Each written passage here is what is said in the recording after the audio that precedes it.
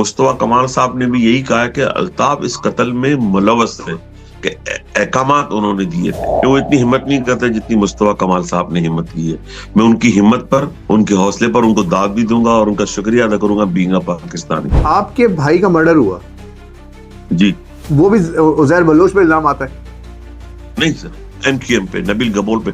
मैं आज आपके प्रोग्राम में कह रहा हूँ कि तहकीकाती कमीशन बनाए। मुस्तफा कमाल ने ये बात कह दी कि अल्ताफ हुसैन इमरान फारूक के मर्डर में मुलविस हैं। क्या ऐसा मुमकिन नहीं है कि वहाँ लंदन की अदालतों में आप लोग जा सके? लेकिन आपको पता है मुस्तफा साहब कराची की हड़तालें, मेरा छोटा सा अपना कारोबार था, मैं तबाह बर्बाद हो गया और ऐसे बहुत सारे लोग थे।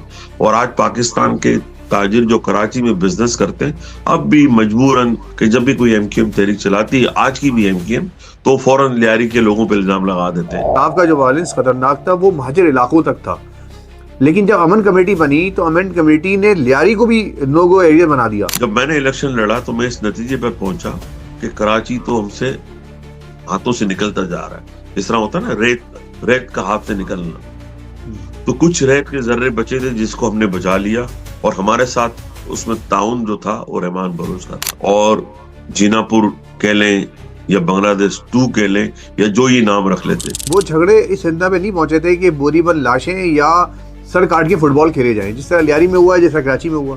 उन्होंने जो जो किया है, ऐसा ड्रिल्स किए, 5 सोख्ता लाशें आप भूल गए औरंगी की। सर जो उन्होंने किया उस पर तो आप जाएंगे तो मैं रो पड़ूंगा। हमने लॉबिंग की, हमने सिस्टम चलाया, और उस वक्त की एस्टेब्लिशमेंट चाहती थी कि सब PTI ले जाए। हमने कहा नहीं जी, लियारी अपना फैसला अपने शऊर पे करेगा।